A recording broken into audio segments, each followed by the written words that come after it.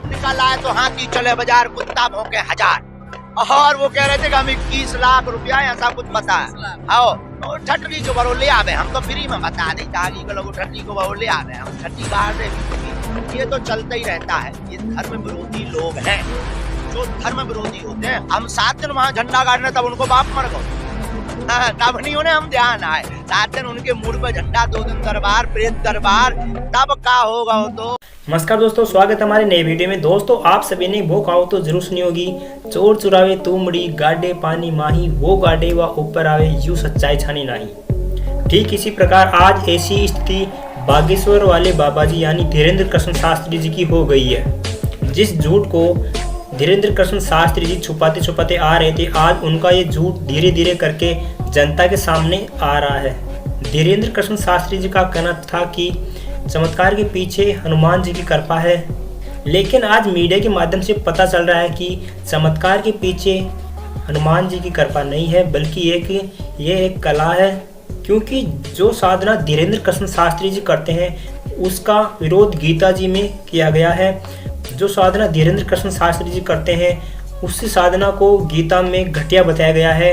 उस साधना को करने वाले को न तो कोई सिद्धि प्राप्ति होती है, ना ही कोई उसके कार्य सिद्ध होते हैं। वह साधना करना व्यर्थ है। गीता जी में से प्रमाण बताने से पहले आपको एक नज़र इनकी साधना पर डाल लेते हैं। बागेश्वर धाम के दरबार से एक युवा संत धीरेन्द्र कृष्ण शास्त्री जो लोगों की मन की बात भी जान लेते हैं, ये हनुमान जी की साधना करते हैं और अपने शिष्य को भी करने के लिए कहते हैं। धीरेन्द्र कृष्ण शास्त्री जी भागवत कथा भी करते हैं, उसी के साथ दरबार भी लगाते हैं। धीरेन्द्र कृष्ण शास्त्री जी एक मंत्र जाप करने के लिए देते हैं। आप सभी जो है अपने घर पर 5-5 या 11 माला मंत्र की जरूर करें। मंत्र है ओम बागेश्वराय वीर वीराय फट स्वाहा। इस चमत्कारिक मंत्र से आप मनोसिद्ध मनोभाव प्रकट कर सकते हैं, उसे प्राप्त कर सकते हैं। बागेश्वर धाम से यही सद्प्रेरणा के साथ आपका मंगल हो। बागेश्वर बालाजी से जन्म जन्म भर जुड़े रहो। यह मंत्र गीता जी में कहीं पर भी नहीं लिखा है। आइए आपको बताते हैं कि क्या जो साधना धीरेन्द्र कृष्ण शास्त्री जी कर रहे हैं, जैसे कि हनुमान जी को इष्ट मानना और एक मनमुखी मंत्र जाप करना और करने के लिए देना, इस साधना का कहीं गीता में प्रमाण मिलता है या नहीं, तो आइए जानते हैं। अब आपको दिखाते हैं श्रीमद् भगवत गीता। ये श्रीमद् भगवत गीता गीता प्रेस गोरखपुर से प्रकाशित है। जयदयाल गोविंद का इसके अनुवादक है। और देखिएगा अध्याय नंबर 16 का और श्लोक नंबर 23। अध्याय नंबर 16 श्लोक नंबर 23। जो व्यक्ति शास्त्र विधि को त्याग कर अपनी इच्छा से मनमाना आचरण करता है, वह न सिद्धि को प्राप्त होता है, न परम गति को और न सुख को ही। 24 में क्लियर कर दिया। अध्याय नंबर 16 का श्लोक 23। इससे तेरे लिए कर्तव्य और अकर्तव्य की व्यवस्था में शास्त्र ही प्रमाण है। ऐसे जानकर तू शास्त्र विधि से नियत कर्म ही करने योग्य है। अब परमात्मा ने कहा कि आप श्री सतगुण विष्णु जी और तमगुण शिव जी की पूजा करते हो।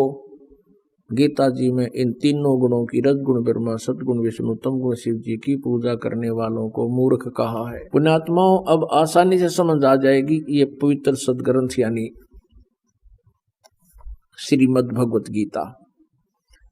अब फिर देखिएगा श्रीमद् भगवत गीता अध्याय नंबर 7 और श्लोक नंबर फिर देखिएगा 12। अध्याय नंबर 7 का श्लोक नंबर 12 अब आपको पढ़ के सुनाते हैं। और भी जो सतगुण से उत्पन्न होने वाले भाव, सतगुण माने विष्णु जी से सतिथि, और भाव है जो रजगुण ब्रह्मा जी से और तमगुण शिव जी से। क्लियर हो गया कि रजगुण ब्रह्मा जी हैं, सतगुण विष्णु जी हैं और तमगुण शिव जी। इनसे जो कुछ भी हो रहा है, सृष्टि, सतिथि और संहार, उन सब को मुझसे ही होने वाले हैं ऐसा जान, क्योंकि ये काल को 1 लाख मानव शरीरधारी प्राणी खाने का श्राप लगा हुआ है। इसका निमित्त यही है। और ये कहता है परंतु वास्तव में उनमें मैं और वे मुझ में नहीं हैं। ये ब्रह्मा विष्णु महेश से न्यारा है, अलग है, चौथा इनका पिता है। अब 13 में स्पष्ट कर दिया। गुणों के कार्य रूप सात्विक, राजस और तामस, इन तीनों प्रकार के भावों से यह सारा संसार प्राणी समुदाय मोहित हो रहा है। इन तीनों गुणों से परे रजगुण ब्रह्मा, सतगुण विष्णु, तमगुण शिव जी से परे मुझ अविनाशी को नहीं जानता। हाय सीधा स्पष्ट हो गया कि ब्रह्मा विष्णु महेश से अलग है ये काल ब्रह्म। अब 14वें में कहा 7वें अध्याय के में गीता जी में, क्योंकि यह अलौकिक अर्थात अति अद्भुत त्रिगुणमयी मेरी माया, रजगुण ब्रह्मा, सतगुण विष्णु, तमगुण शिव जी के द्वारा फैलाया गया ये जाल, ये रचना बड़ी दुस्तर है, बड़ी खतरनाक है, खराब है, व्यर्थ है। जो पुरुष केवल मुझको निरंतर भजते हैं वे इस माया को उल्लंघन कर जाते हैं, यानी इन तो ऊपर उठ जाते हैं। ब्रह्मा विष्णु महेश से अधिक ब्रह्म की साधना से लाभ मिलता है।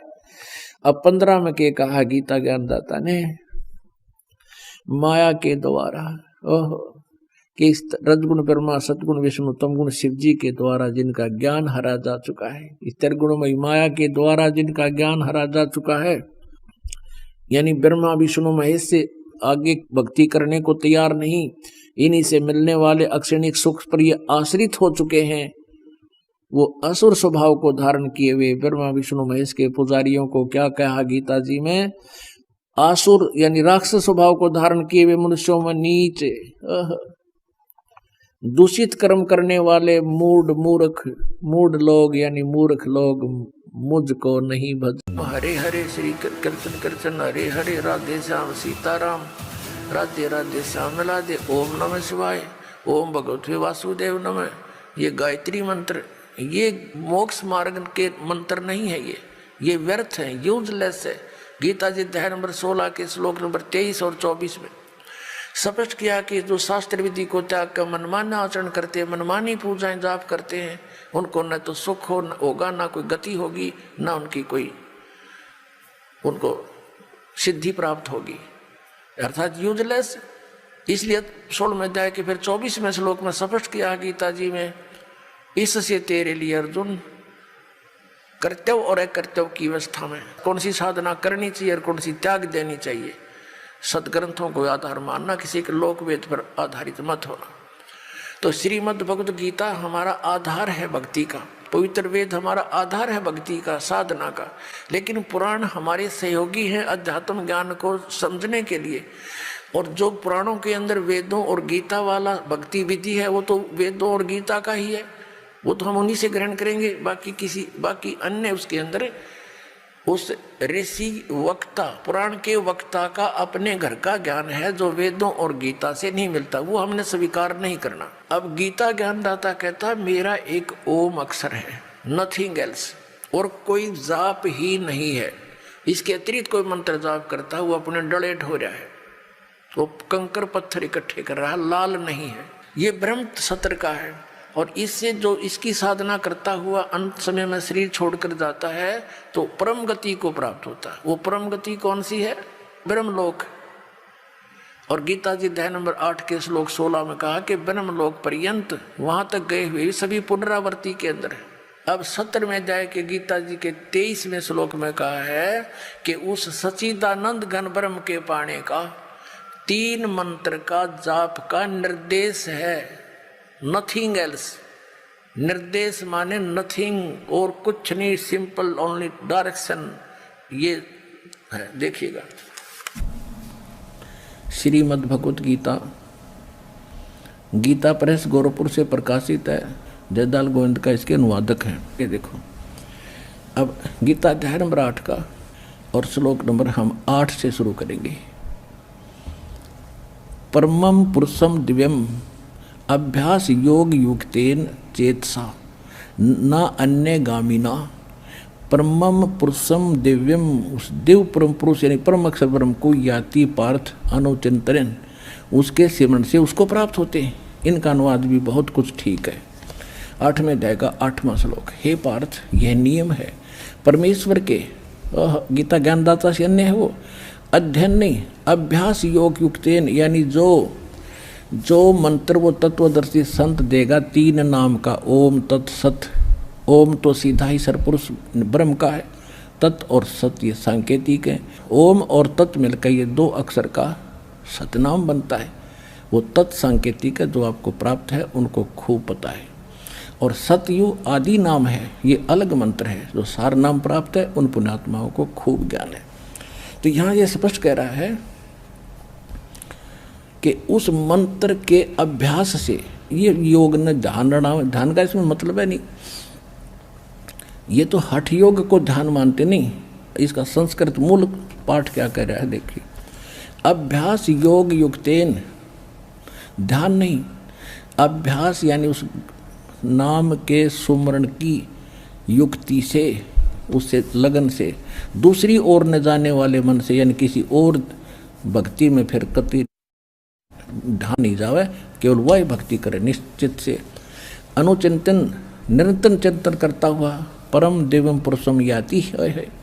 परम पुरुष, परम दिव्य पुरुष यानी उस परम दिव्य परमेश्वर को प्राप्त होता है।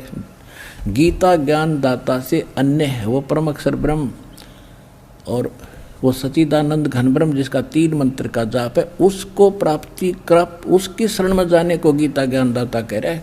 अब आगे देखो,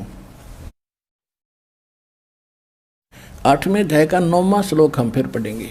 8वां तो पढ़ लिया, 9वें फिर इसमें परमात्मा का नाम भी लिखा है, लेकिन ये विषय अलग हो जाएगा, अब यहाँ करेंगे। जो कवियम सर्वे कर दिया, कवियम ये लिखना था, जो कबीर देव है अनादि, सबके नियंत्रता, सूक्ष्म से भी अति सूक्ष्म, सबके धारण पोषण करने वाले, अचिंत स्वरूप और सूर्य के सदृश चेतन।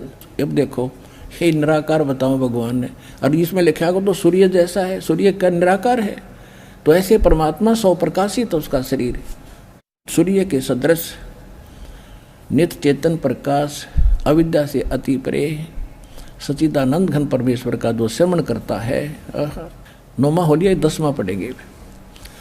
वह भक्ति युक्त पुरुष, यानी उस परमात्मा की भक्ति करने वाला, योग बल से, यानी भक्ति की साधना के बल से, उसकी शक्ति से भ्रकुटी में के मध्यम में प्राणों को अच्छी प्रकार स्थापित करके फिर निश्चल मन से श्रवण करता हुआ उस तत्तम या उस अज्ञान अंधकार में छुपे हुए उस परमात्मा के दिव्यम परमम पुरुषम, परम अक्षर ब्रह्म को, उस देव परम पुरुष को गीता ज्ञान दाता से अन्य को ही प्राप्त होता है।